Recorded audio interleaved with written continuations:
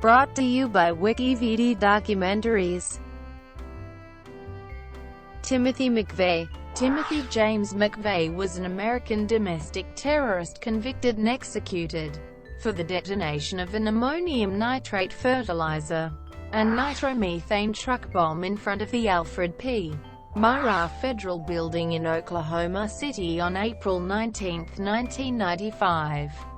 Commonly referred to as the Oklahoma City bombing, the attack killed 168 people and injured over 600. According to the United States government, it was the deadliest act of terrorism within the United States prior to the September 11 attacks, and remains the most significant act of domestic terrorism in United States history. McVeigh, a Gulf War veteran, sought revenge against the federal government for its handling of the 1993 Waco siege, which ended in the deaths of 76 people exactly 2 years before the bombing, as well as for the 1992 Ruby Ridge incident. McVeigh hoped to inspire a revolt against the federal government. He was convicted of 11 federal offenses and sentenced to death. His execution was carried out in a considerably shorter amount of time than average after his trial, as most convicts on death row in the United States spend an average of 15 years awaiting execution. 4 years after his conviction, McVeigh was executed by lethal injection on June 11, 2001, at the Federal Correctional Complex in Terre Haute, Indiana. Terry Nichols and Michael Fortier were also convicted as conspirators in the plot. Nichols was sentenced to 161 life terms without parole. Fortier was sentenced to 12 years and has since been released. Childhood. McVeigh was born in Lockport, New York, the only son and the second of 3 children of Mildred, Mickey, Noreen and William McVeigh. His Irish-American parents divorced when he was 10 years old, and he was raised by his father in Pendleton, New York. McVeigh claimed to have been a target of bullying at school, and he took refuge in a fantasy world where he imagined retaliating against the bullies. At the end of his life, he stated his belief that the United States government is the ultimate bully. Most who knew McVeigh remember him as being very shy and withdrawn, while a few described him as an outgoing and playful child who withdrew as an adolescent. McVeigh said to have had only one girlfriend during his early childhood. He later stated to journalists that he did not have any idea how to impress girls. While in high school, McVeigh became interested in computers and hacked into government computer systems on his Commodore 64 under the handle The Wanderer, borrowed from the song by Dion DiMucci.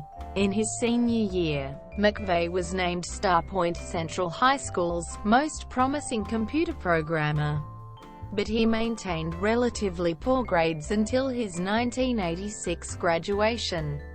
McVeigh was introduced to firearms by his grandfather. He told people he wanted to be a gun shop owner, and sometimes took firearms to school to impress his classmates.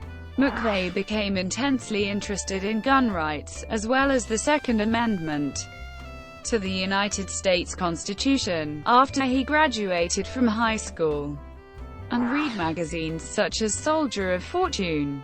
He briefly attended Bryant and Stratton College before dropping out. Military life.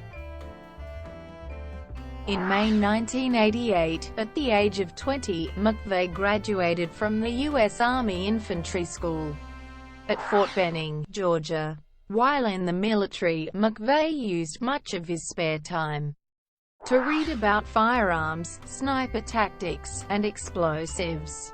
McVeigh was reprimanded by the military for purchasing a "White Power" t-shirt at a Ku Klux Klan protest against black servicemen who wore "Black Power" t-shirts around the Army base. He was a top-scoring gunner with the 25mm cannon of the Bradley fighting vehicles used by his 1st Infantry Division. He was stationed at Fort Riley, Kansas, before being deployed on Operation Desert Storm. Speaking of his experience in Kuwait in an interview before his execution, documented in McVeigh's authorized biography American Terrorist, Timothy McVeigh and the Tragedy at Oklahoma City, he stated he decapitated an Iraqi soldier with cannon fire on his first day in the war and celebrated. He said he later was shocked to be ordered to execute surrendering prisoners and to see carnage on the road leaving Kuwait City after U.S. troops routed the Iraqi army. McVeigh received several service awards, including the Bronze Star Medal, National Defense Service Medal, Southwest Asia Service Medal, Army Service Ribbon, and the Kuwaiti Liberation Medal. McVeigh aspired to join the United States Army Special Forces. After returning from the Gulf War, he entered the selection program. However, he washed out on the second day of the 21-day assessment and selection course. For the Special Forces, McVeigh decided to leave the Army and was honorably discharged in 1991. Post-military life. After leaving the Army in 1992, McVeigh grew increasingly transient. At first he worked briefly near his hometown of Pendleton as a security guard for Pinkerton Government Services at Calspan in Cheektowaga, where he spoke daily to his co-worker Carl LeBron, Jr. about his loathing for government. Deciding the Buffalo area was too liberal, he left his job and began driving around the country, seeking out his old friends from the Army. McVeigh wrote letters to local newspapers complaining about taxes. McVeigh also wrote to Representative John J. LaFalche, New York, complaining about the arrest of a woman for carrying mace while visiting friends in Decker, Michigan. McVeigh reportedly complained that the Army had implanted a microchip into his buttocks so that the government could keep track of him. McVeigh worked long hours in a dead-end job and felt that he did not have a home. He sought romance, but his advances were rejected by a co-worker and he felt nervous around women. He believed that he brought too much pain to his loved ones. He grew angry and frustrated at his difficulties in finding a girlfriend, and he took up obsessive gambling. Unable to pay back gambling debts, he took a cash advance and then defaulted on his repayments. He then began looking for a state without heavy government regulation or high taxes. He became enraged when the government told him that he had been overpaid $1,058 while in the Army and he had to pay back the money. He wrote an angry letter to the government inviting them to. McVeigh introduced his sister to anti-government literature, but his father had little interest in these views. He moved out of his father's house and into an apartment that had no telephone, which had the advantage of making it impossible for his employer to contact him for overtime assignments. He also quit the NRA, viewing its stance on gun rights as too weak. 1993 Waco siege and gun shows. In 1993, he drove to Waco, Texas during the Waco siege to show his support. At the scene, he distributed pro-gun rights literature and bumper stickers, such as, "When guns are outlawed, I will become an outlaw." He told a student reporter, for the 5 months following the Waco siege, McVeigh worked at gun shows and handed out free cards printed up with Lon Horiuchi's name and address, in the hope that somebody in the Patriot movement would assassinate the sharpshooter. He wrote hate mail to the sniper, suggesting that, "What goes around, comes around." McVeigh later considered putting aside his plan to target the Murrah Building to target Horiuchi. or a member of his family instead. McVeigh became a fixture on the gun show circuit, traveling to 40 states and visiting about 80 gun shows. McVeigh found that the further west he went, the more anti-government sentiment he encountered, at least until he got to what he called the People's Socialist Republic of California. McVeigh sold survival items and copies of the Turner Diaries. One author said, Arizona with 40A.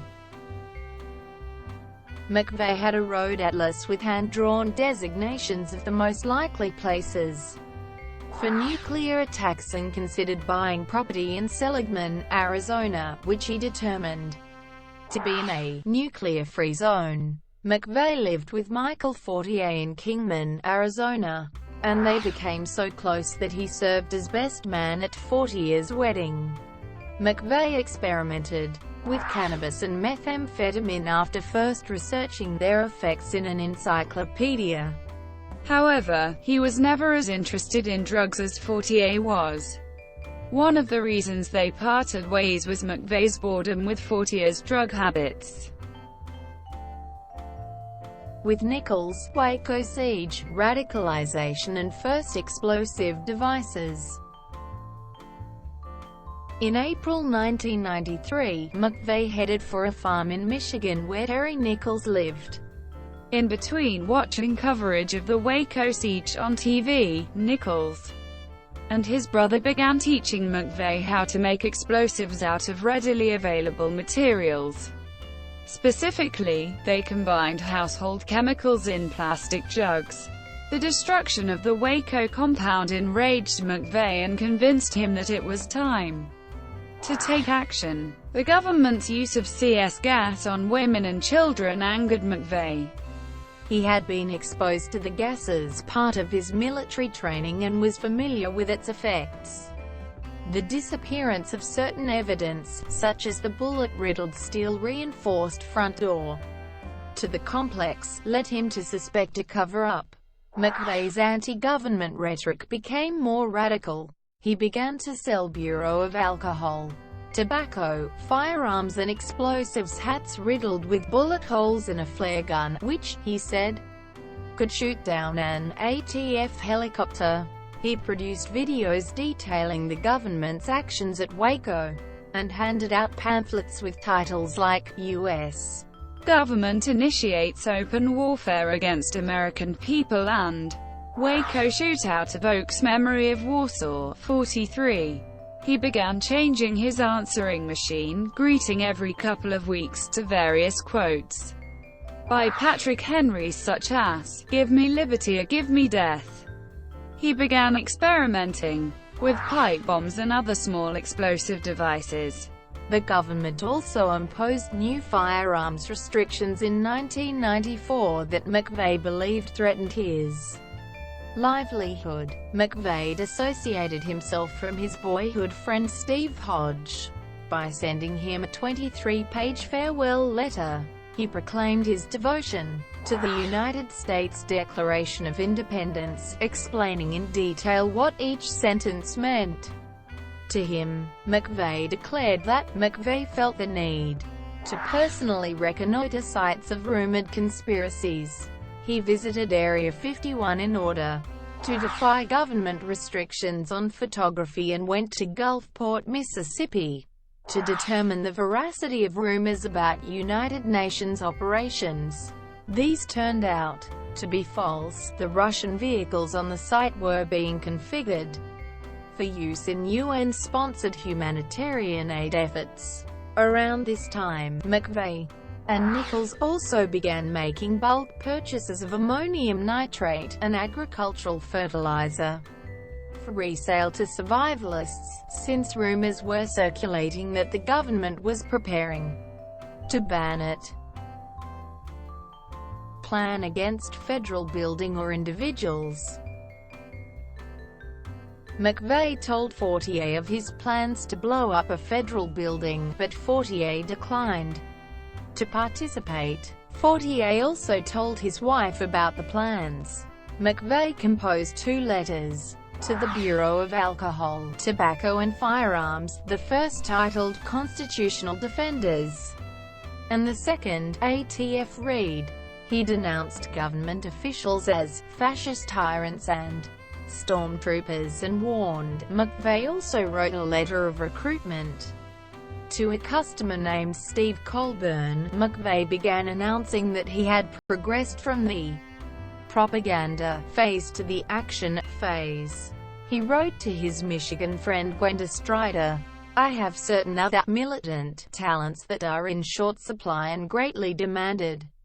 McVeigh later said he considered a campaign of individual assassination, with eligible targets including Attorney General Janet Reno, Judge Walter S.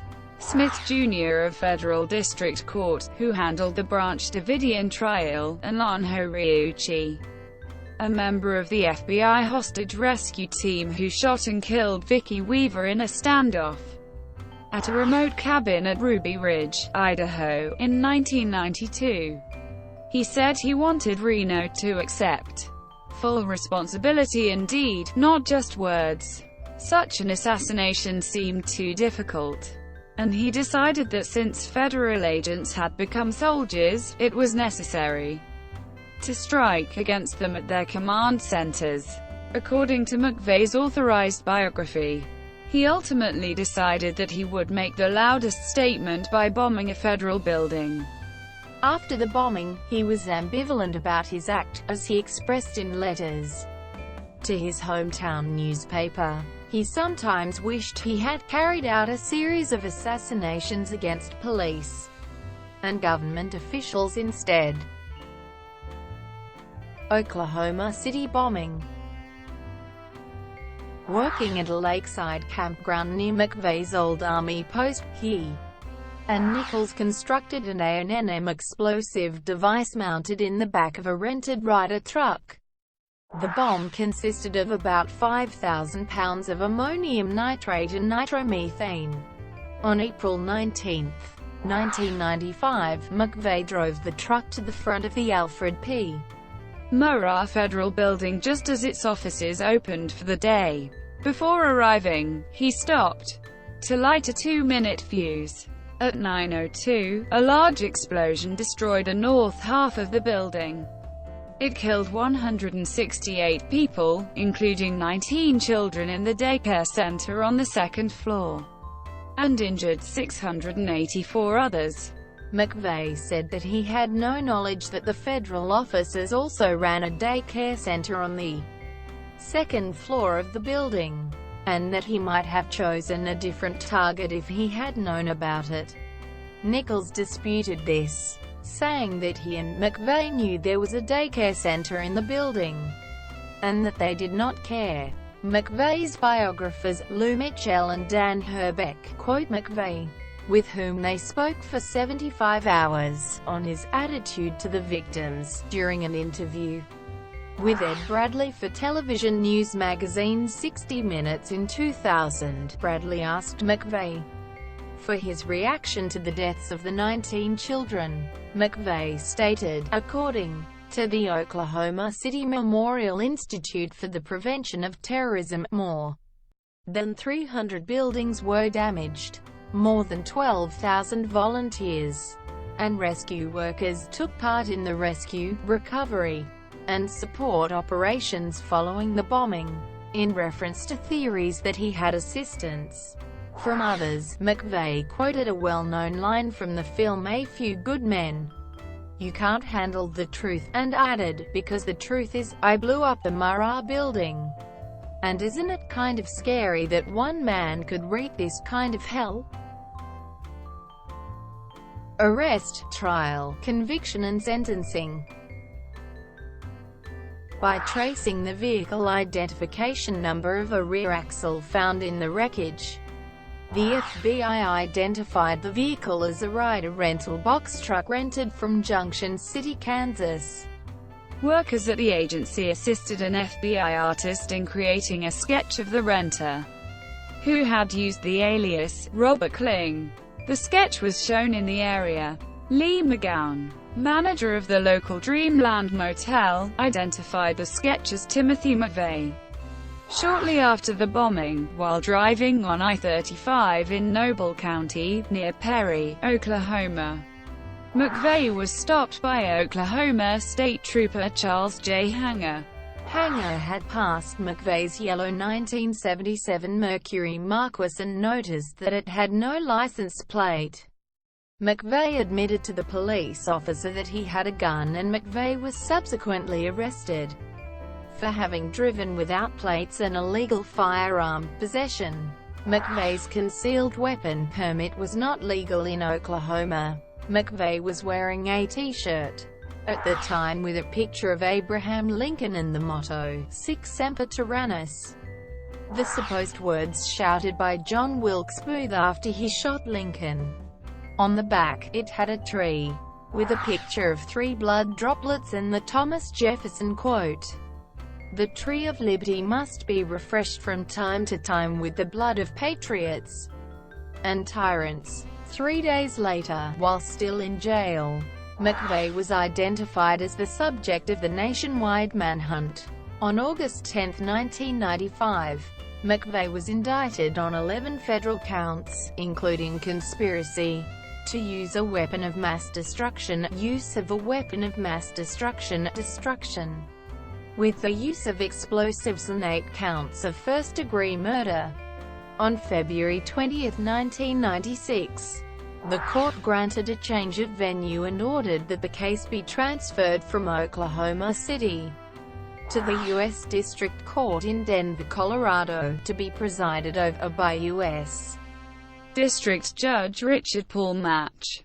McVeigh instructed his lawyers to use a necessity defense, but they ended up not doing so, because they would have had to prove that McVeigh was in imminent danger from the government.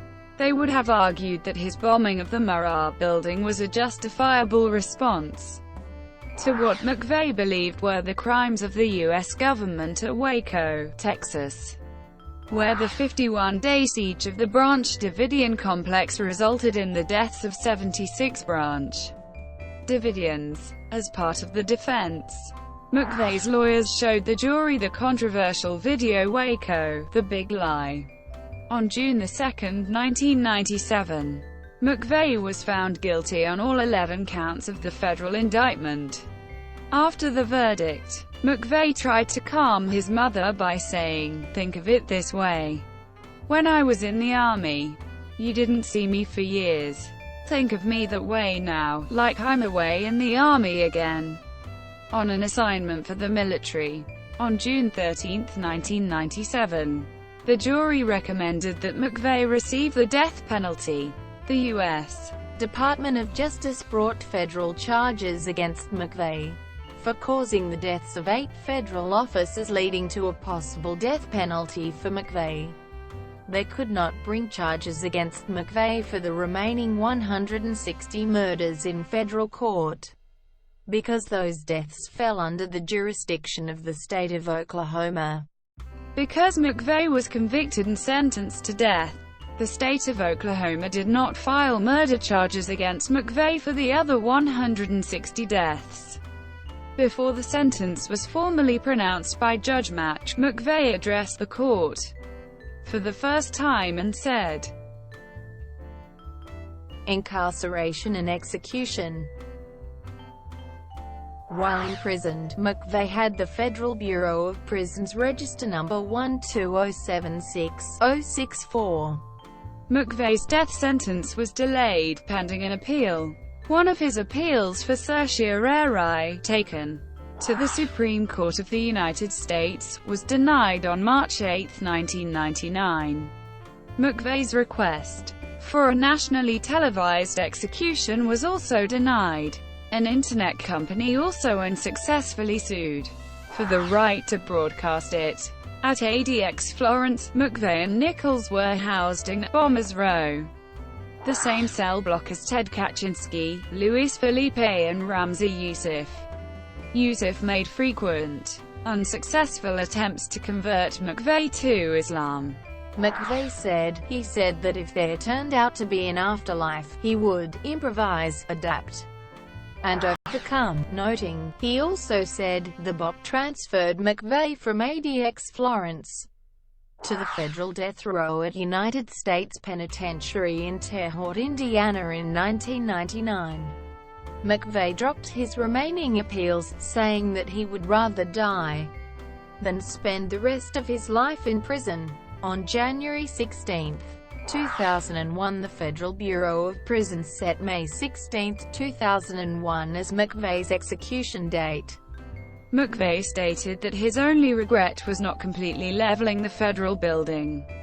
6 days prior to his scheduled execution, the FBI turned over thousands of documents of evidence it had previously withheld to McVeigh's attorneys. As a result, U.S. Attorney General John Ashcroft announced McVeigh's execution would be stayed for 1 month. The execution date was reset for June 11, 2001. McVeigh invited California conductor-composer David Woodard to perform pre-requiem mass music on the eve of his execution. He requested a Catholic chaplain. He requested 2 pints of mint chocolate chip ice cream for his last meal. McVeigh chose William Ernest Henley's poem, Invictus, as his final statement. Just before the execution, when he was asked if he had a final statement, he declined. Jay Sawyer, a relative of one of the victims, wrote, "Without saying a word, he got the final word." Larry Witcher, whose brother died in the attack, described McVeigh as having a totally expressionless blank stare. He had a look of defiance and that if he could, he'd do it all over again. McVeigh was executed by lethal injection at 7:14 a.m. on June 11, 2001, at the U.S. Federal Penitentiary in Terre Haute, Indiana, the first federal prisoner to be executed by the United States federal government since Victor Fege was executed in Iowa on March 15, 1963. On November 21, 1997, President Bill Clinton had signed S-923, special legislation introduced by Senator Al Inspector, to bar McVeigh and other veterans convicted of capital crimes from being buried in any military cemetery. His body was cremated at Mattox Ryan Funeral Home in Terre Haute. His ashes were given to his lawyer, who said that the final destination of McVeigh's remains would remain privileged forever.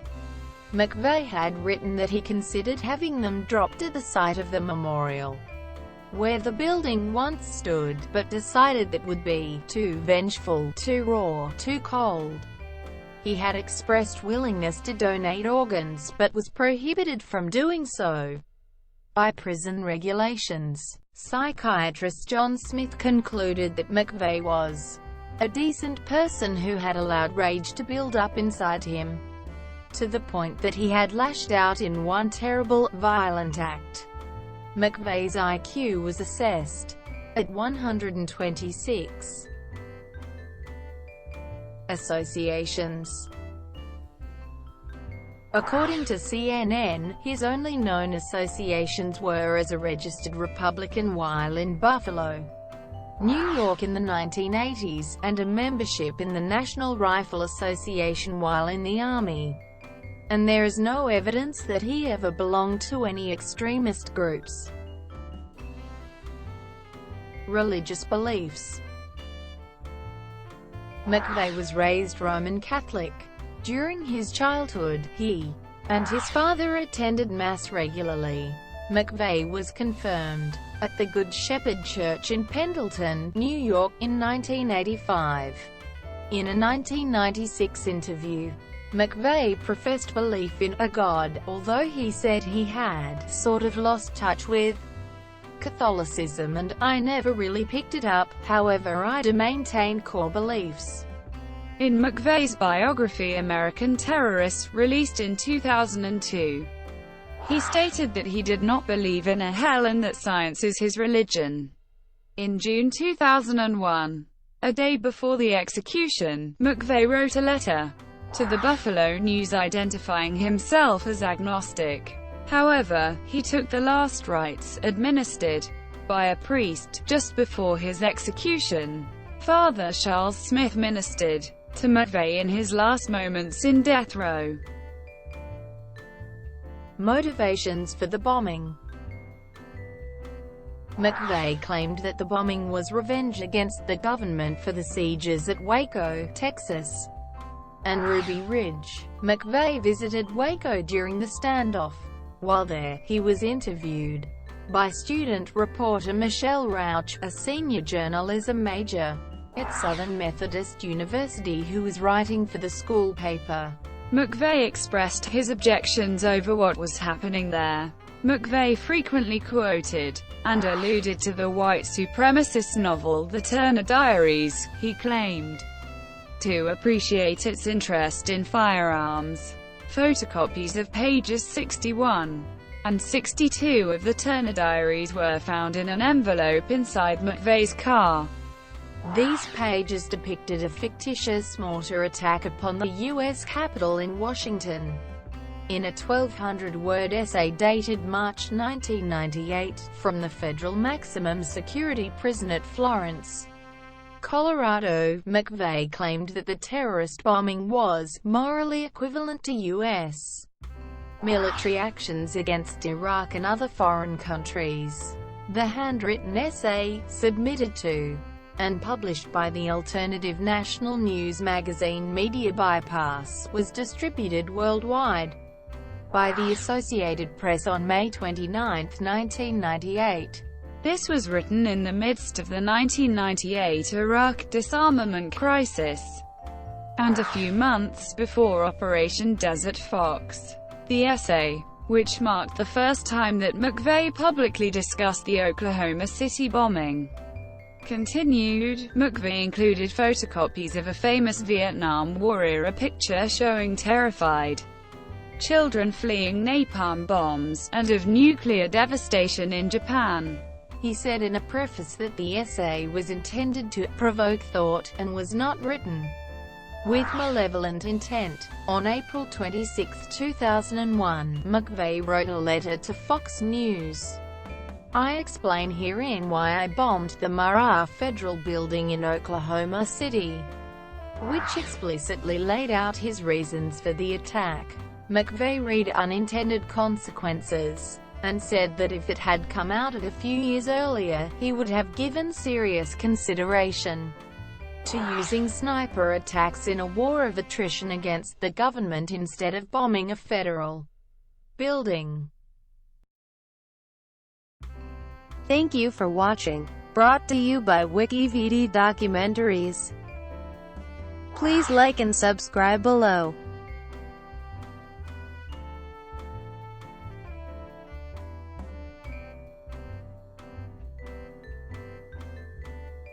Please like and subscribe below.